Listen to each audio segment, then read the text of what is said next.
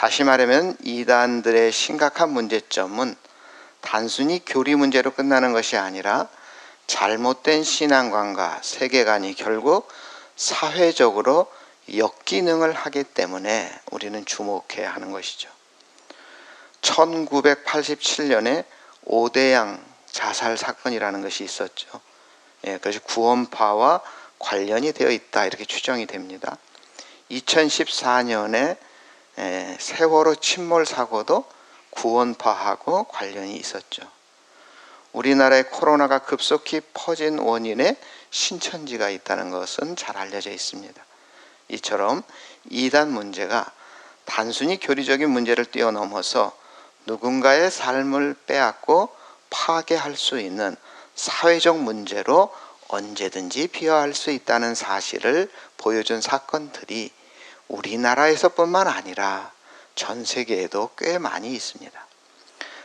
그럼에도 이단들은 자신들의 잘못을 뉘우치지 않고 오히려 매스미디어를 통해 집회 광고를 아주 열심히 하죠. 또 교인들은 물론 일반인들도 현혹을 하고 있습니다. 그런데 문제는 유다서에서 지적하고 있는 이단들의 특성들이 단지 이단에게만 국한된 모습이 아니라 신앙인인 우리들의 삶 속에도 드러나고 있다 하는 것입니다. 이단의 대표적인 특징은 4절에서 자기의 본색을 위장하고 은밀히 들어오는 것이고요. 하나님의 은혜를 육신의 정욕으로 바꾸는 그런 경건치 못한 일을 하는 거죠. 그리고 예수 그리스도의 인성과 신성을 모두 부인하는 특징을 가지고 있습니다. 8절에서 술, 음욕 등으로 육체를 더럽히는 사람과 하나님의 말씀의 권위를 부정하는 사람, 또 10절에 회방하는 사람, 짐승 같은 본능으로 사는 사람, 이런 것들이 이단의 특징입니다. 그런데 신앙인인 우리들도 조금만 방심하면 이런 이단의 모습이 내 삶 속에 나타날 위험이 언제든지 도사리고 있습니다. 이단에 빠졌다가 돌아온 사람들의 이야기를 들어보면 모두가 다 처음에는 그저 그냥 약간 다른 줄 알았다, 교리가 좀 다르게 설명하는구나 정도로 여겼습니다. 그런데 그 결과는 무엇이었습니까? 누군가의 삶이 통째로 삼켜졌고 누군가의 가정이 무너졌고 심지어 목숨을 잃는 그런 경우도 있습니다. 왜 이런 일이 반복될까요? 이단은 결코 나는 이단입니다 이렇게 광고하며 다가오지 않기 때문입니다. 그들은 언제나 가만히 은밀히 아주 경건한 얼굴을 하고 우리에게 스며듭니다. 유다서 4절에 이렇게 말합니다. 가만히 들어온 사람 몇이 있음이라. 베드로 사도도 같은 말을 했죠. 가만히 조용히 은밀히 들어온다고 경고를 했습니다. 그런데 오늘 우리가 정말 두려워해야 할 것은 저 바깥에 있는 이단 집단만이 아닙니다. 유다서가 지적하는 거짓 교사들의 성품, 원망, 불평, 정욕, 자기자랑, 아첨, 이것이 신앙인인 우리 속에서도 얼마든지 자랄 수 있다 하는 사실이 있습니다. 유다서는 짧은 한 장짜리 서신이지만 그 안에서 우리를 흔드는 위협이 무엇인지, 그리고 그 흔들림 속에서 우리는 어떻게 굳게 설 수 있는가에 대한 하나님의 처방이 고스란히 담겨 있습니다. 우리 11절 말씀 우리 함께 있습니다. 화 있을진저 이 사람들이여 가인의 길에 행하였으며 싹을 위하여 발람의 어그러진 길로 몰려갔으며 고라의 폐역을 따라 멸망을 받았도다. 화 있을진저, 여러분 많이 들어보셨죠? 예수님께서 바리새인들, 서기관들을 향해 하나님의 준엄한 심판을 선언하실 때 화 있을진저 이런 표현을 하셨습니다. 유다는 지금 거짓 교사들에게 예수님이 하셨던 것처럼 심판을 선언하고 있습니다. 그들이 무엇을 잘못했기에 이렇게 심판을 선언하고 있는 것일까? 지금 유다는 세 사람의 이름을 거론하고 있습니다. 첫째는 가인의 길입니다. 우리는 흔히 가인이 살인을 했다고 생각하죠. 근데 더 근본적인 문제는 그 이전에 있는 것이죠. 창세기 4장을 보면 가인과 아벨이 각각 하나님께 제단을 쌓았죠. 그런데 하나님은 아벨의 제물만 받으시고 가인의 것은 받지 않으셨습니다. 흔히 이렇게 오해하시는 분들이 있어요. 고기가 아니라 채소를 제물로 바쳐서 그랬다고 생각하는데 전혀 그렇지 않습니다. 하나님은 소재, 곡물 제물도 기쁨으로 받으시는 분입니다. 문제는 가인의 마음에 있었습니다. 제사가 거절되었을 때 가인이 보인 첫 반응 혹시 기억나십니까? 몹시 분하여 안색이 변했습니다. 자신을 먼저 돌아보기보다는 하나님을 향하여 화를 낸 것입니다. 이러한 모습은 형식만 남은 예배의 민낯이라고 할 수 있습니다. 경외함이 사라진 예배는 결국 불평과 자기 정당화로 흘러가고 종국에는 남을 탓하고 사회를 탓하고 심지어 하나님까지 탓하게 되는 것입니다. 두 번째는 발람의 길입니다. 민수기 22장에서 24장까지 상당한 분량으로 소개를 하고 있습니다. 발람은 겉으로 하나님의 말씀에 끝까지 순종한 선지자처럼 보입니다.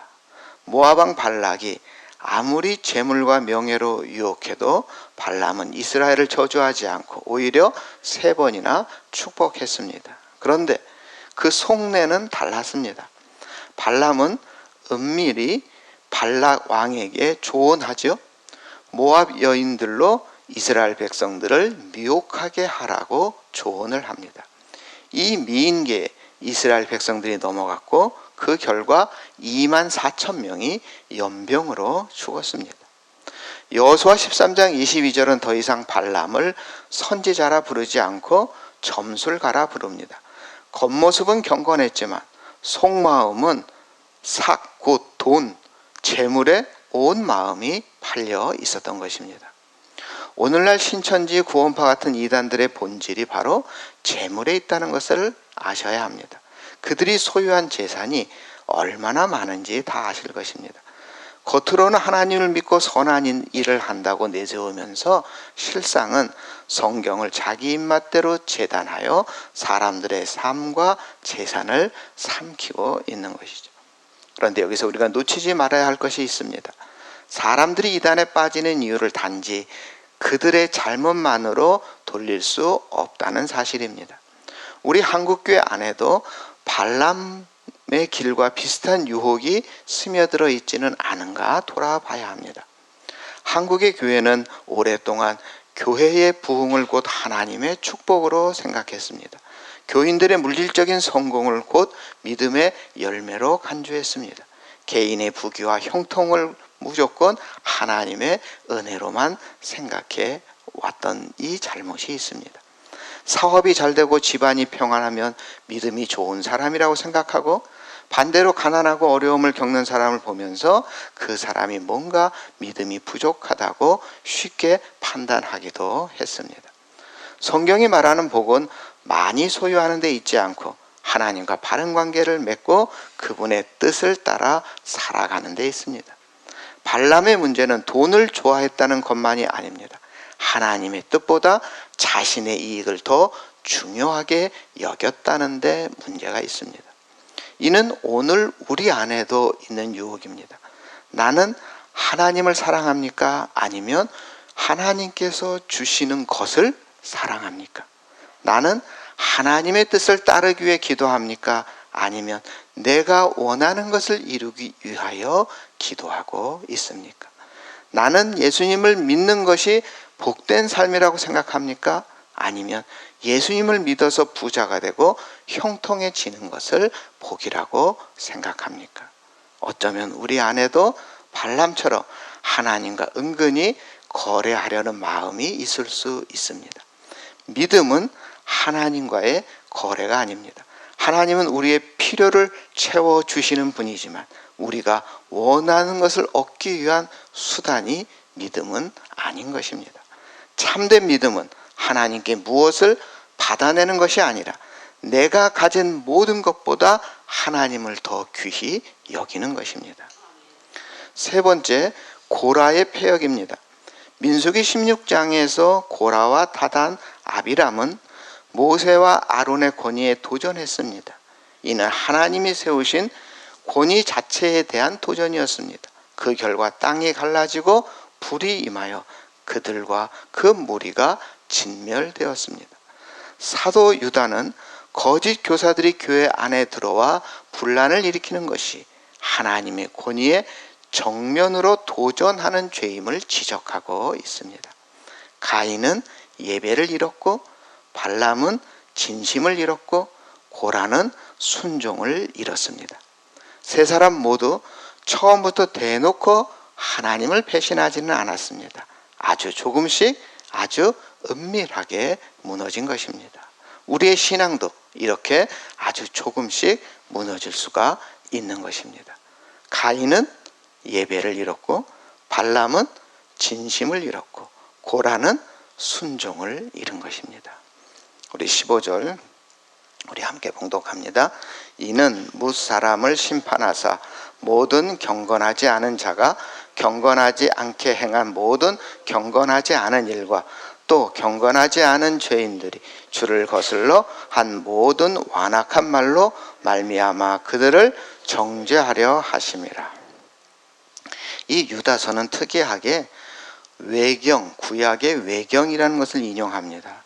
우리가 가지고 있는 성경 66권을 정경이라고 하고요. 그런데 정경에 뽑히지 않은, 그게 아니라 정경이 거의 뽑힐 뻔했다가 마지막에 탈락한 그런 문서를 외경이라고 합니다. 그래서 가톨릭은 이 외경도 이 정경처럼 대우를 하고 있습니다. 어쨌든 이 외경은 성경을 이해하는데 도움을 주는 좋은 것이라 할 수 있고 그래서 참고할 수 있습니다. 그러나 정경이 있고 외경이 있고 또 있습니다. 위경이라는 게 있습니다. 위자는 해로울 위자입니다. 그러니까 뭐겠어요? 참고하면 안 되는 성경 비슷한 그런 문서가 있다는 거죠. 그래서 이런 건 안 됩니다. 그러니까 최소한 뭐까지 된다고요? 외경까지 되는 겁니다. 유다는 외경 에녹일서를 인용하고 있는데 이 짧은 구절 안에 경건하지 않은 이라는 단어가 계속 나오죠. 그렇죠? 경건하지 않은. 왜 이렇게 강조할까요? 하나님의 심판의 기준이 바로 경건이기 때문입니다. 이어지는 16절은 경건하지 않은 사람의 실제 모습을 그리고 있어요. 우리 16절 우리 함께 있습니다. 이 사람들은 원망하는 자며 불만을 토하는 자며 그 정욕대로 행하는 자라. 그 입으로 자랑하는 말을 하며 이익을 위하여 아첨하느니라. 원망, 불평, 정욕, 자기 자랑, 아첨, 이 5단어를 꼽고 있습니다. 출애굽한 이스라엘 백성이 물이 없다고 원망했죠. 양식이 없다고 원망했습니다. 만나를 먹으면서도 맛이 없다고 원망했습니다. 그 결과 40년을 떠돌았고 그 세대는 결국 가나안 땅을 밟지 못하고 끝났습니다. 여러분, 헤롯 왕도 백성들이 아부했죠. 당신의 목소리는 신의 목소리 같다. 그때 하나님께 영광을 돌리지 않았다가 벌레에 먹혀 죽었죠. 시편 12편 3절에 보면 여호와께서 모든 아첨하는 입술과 자랑하는 혀를 끊으시리로다. 그러니까 자랑은 경건의 반대가 되는 거죠. 그런데 이 5가지 모습, 원망, 불평, 정욕, 자랑, 아첨은 이단만의 특징이 아닙니다. 우리 일상 속에서도 우리 가정과 직장과 우리 교회 안에서도 문득 고개를 드는 것이 이 5가지 모습 아닙니까? 우리 목사님들 이제 모임에 가보면 제가 이제 나이가 있어서 그런가 자녀들이 이제 결혼해서 손주 본 그런 목사님들이 있어요. 그러면 목사님들이 만나면 뭐부터 합니까? 손주 자랑을 하면. 아니, 우리 목사님들 중에 자녀들이 시집 안 가고 장가 안 가서 속 쏘는 가정이 더 많아요. 장가 간 가정이 더 많아요. 뭐가 많을 것 같습니까? 안 가는 가정이 더 많단 말이야. 근데 거기서 손주 자랑을 하면 좋겠습니까? 안 좋겠습니까? 적당히 해야죠. 그렇죠? 요즘 날씨가 너무 더워요. 불평이 많아졌다. 이렇게 느끼시는 분이 있습니까? 그렇다면 오늘 말씀 앞에서 잠시 멈추고 묵상하셔야 됩니다. 불평은 바로 경건이 식어가고 있다는 신호이기 때문입니다. 그렇다면 우리는 무엇을 버리고 무엇을 지켜야 하는가? 사도 바울은 디모데전서 4장 6절 7절에서 망령되고 허탄한 신화를 버리라 말씀했고요.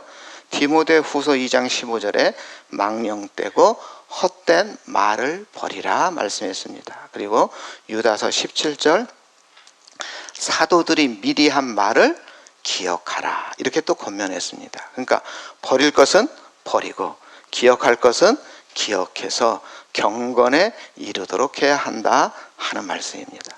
우리 20절, 21절 우리 함께 있습니다. 사랑하는 자들아 너희는 너희의 지극히 거룩한 믿음 위에 자신을 세우며 성령으로 기도하며 하나님의 사랑 안에서 자신을 지키며 영생에 이르도록 우리 주 예수 그리스도의 긍휼을 기다리라. 이단의 실체를 낱낱이 파헤친 유다는 이제 우리가 어떻게 흔들리지 않고 굳게 설 수 있는가 세 가지 처방을 내려줍니다. 그런데 이 세 가지는 우연히 나열된 것은 아닙니다. 순서가 성령부터 시작하는데요. 성령, 성부, 성자. 우리 입의 자연스러운 순서와는 조금 다르지만 삼위일체 하나님을 향한 세 가지 통로의 중요성을 말씀하고 있습니다. 첫째, 성령 안에서 기도하는 것입니다. 여기 안에서라는 표현은 우리 힘이 아니라 성령 하나님의 능력과 도우심으로 기도해야 한다 이런 뜻입니다. 이 세상에 그 어떤 종교도 기도하지 않은 종교 없습니다. 그런데 그들에게는 성령의 능력이 없기에 그들의 기도는 형식일 뿐입니다. 옛날에 정한수라는 것을 떠놓고 지극정성으로 손을 빌며 기도했습니다. 그러나 성령 안에서 기도하지 않으면 형식일 뿐입니다. 요즘 우리의 기도는 성령 안에서 드려지고 있는가? 아니면 습관처럼 드려지고 있는 것은 아닌가? 한번 생각해 보시기 바랍니다.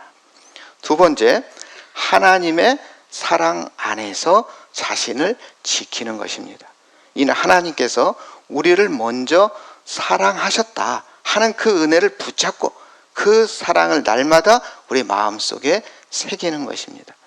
요한복음 6장 28절에 사람들이 예수님께 우리가 어떻게 하여야 하나님의 일을 하오리까 이렇게 물었을 때 예수님은 하나님께서 보내신 이를 믿는 것이 하나님의 일이다 답하셨습니다. 우리가 우리를 구원하신 예수님을 믿고 하나님의 사랑으로 회복된 그 모습 그대로 각자의 자리에서 세상 사람들과 구별되게 하나님의 사랑 안에서 나 자신을 지켜야 하는 것입니다. 세 번째, 우리 주 예수 그리스도의 긍휼을 기다리는 것입니다. 믿음이란 결국 하나님의 약속을 기다리는 것이죠. 미가 선지자가 이렇게 고백했습니다. 오직 나는 여호와를 우러러보며 나를 구원하시는 하나님을 바라보나니 나의 하나님이 나에게 귀를 기울이시리로다. 오늘의 고난이 아무리 무겁다 해도 로마서 8장 18절의 선언처럼 현재의 고난은 장차 우리에게 나타날 영광과 비교할 수 없느니라. 성령으로 기도하고 하나님의 사랑 안에 거하고 그리스도의 긍휼을 기다리는 것, 이 세 가지는 결국 하나입니다.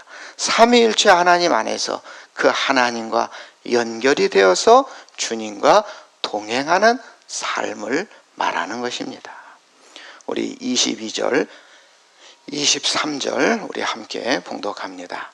어떤 의심하는 자들을 긍휼히 여기라. 또 어떤 자는 불에서 끌어내어 구원하라. 또 어떤 자를 그 육체로 더럽힌 옷까지도 미워하되 두려움으로 긍휼히 여기라.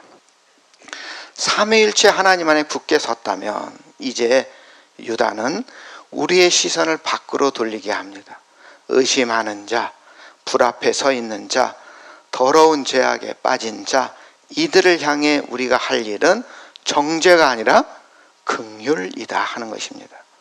정죄가 아니라 긍휼을 베풀어야 하는 이유는 우리가 특별히 똑똑하고 의로워서 진리를 깨달은 것이 아니라 우리가 받은 것 다 뭐예요? 거저 받은 은혜였기 때문입니다. 우리 성도님들 주변에 신앙에 대해 의심하고 흔들리는 이웃이 계십니까? 오늘 우리에게 필요한 것은 손가락질이 아니라 두려움으로 긍휼히 여기는 마음입니다. 하나님 사랑과 이웃 사랑, 이 두 계명이 결국 이 지점에서 하나로 만나게 되는 것입니다. 우리 24절, 25절 우리 함께 있습니다. 능히 너희를 보호하사 거침이 없게 하시고 너희로 그 영광 앞에 흠이 없이 기쁨으로 서게 하시리. 곧 우리 주 홀로 하나님이신 하나님께 우리 주 예수 그리스도로 말미암아 영광과 위엄과 권력과 권세가 영원 전부터 이제와 영원토록 있을지어다. 아멘. 여기 보시면 너희로 그 영광 앞에 흠이 없이 기쁨으로 서게 하시리. 여기 밑줄을 그셔야 됩니다. 너희로 그 영광 앞에 흠이 없이 기쁨으로 서게 하시리. 유다서는 겨우 25절밖에 되지 않은 짧은 편지입니다. 1절과 4절은 문안 인사고요. 5절에서 23절까지 본론이고요. 마지막 24절, 25절은 아주 장엄한 송영이죠. 그렇죠? 뭔가 웅장했죠? 우리 읽으면서. 예. 말라기 선지자는 최후의 심판의 자리를 이렇게 묘사했습니다. 그가 임하시는 날을 누가 당하리요? 여기서 그가 누구예요? 하나님이겠죠. 그렇죠? 예. 하나님이 임하시는 날을 감당할 수 있는 사람이 없다는 거예요. 그는 금을 연단하는 자의 불과 표백하는 자의 잿물 같을 것이다. 무시무시하죠? 예. 다윗도 고백했습니다. 여호와여, 주의 장막에 머무를 자 누구오며. 함부로 주의 장막에 들어가면 안 되겠구나, 이런 느낌이 오죠. 그죠? 예. 그 누구도 스스로 흠 없이 하나님 앞에 설 수 없다는 그러한 고백입니다. 그런데 오늘 유다는 마지막에 이제는 그 누구도 하나님 앞에 나갈 수 있다고 맙니다. 예. 하나님께서 친히 우리를 보호하사 거침이 없게 하시고 흠 없이 기쁨으로 서게 하실 것이다. 이런 아주 약속의 말씀을 해주고 있습니다. 이제 우리는 예수 그리스도의 십자가로 인하여 하나님 앞에 설 수 있고 하나님을 섬길 수 있게 된 것입니다. 가인처럼 형식적인 예배에 머물던 우리들, 발람처럼 재물과 이익에 눈이 멀었던 우리들, 고라처럼 하나님의 권위에 반기를 들었던 우리들, 바로 그런 우리들을 예수 그리스도의 피가 흠없이 세워주셨습니다.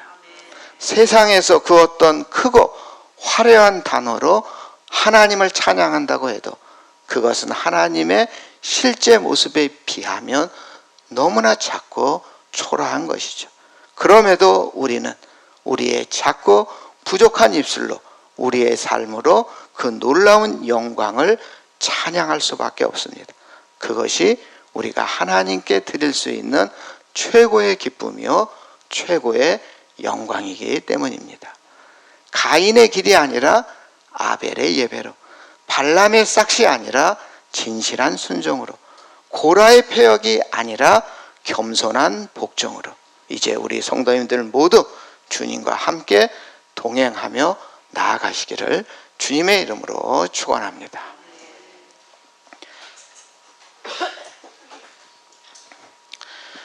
우리를 붙드시고 세우시는 하나님, 가인처럼 형식만 남은 예배를 드리고 발람처럼 이익을 쫓아 흔들리고 고라처럼 주님의 권위에 불순종했던 저희의 연약함을 먼저 고백합니다. 오늘 말씀을 통하여 성령 안에서 기도하고 주님의 사랑 안에 거하고 그리스도의 긍휼을 기다리는 것이 저희의 신앙을 굳게 세우는 길임을 깨닫게 하여 주시옵소서. 의심하며 흔들리는 이웃을 두려움으로 긍휼히 여기고 품을 수 있는 저희들 되게 하시고 무엇보다 저희 힘이 아니라 예수 그리스도의 흠없는 보혈로 저희를 영광의 자리에 흠없이 세워주시는 것을 믿고 오늘도 한 걸음 한 걸음 담대히 나아가게 하여 주시옵소서. 귀한 예물을 드린 손길에 은혜를 베풀어 주시고 영광과 위엄과 권세와 권력 영원 전부터 이제와 영원토록 오직 우리 하나님께만 있다는 이 모든 확신을 저희들이 가지게 하여 주시옵소서. 우리를 구원하신 예수님의 이름으로 기도드립니다. 아멘.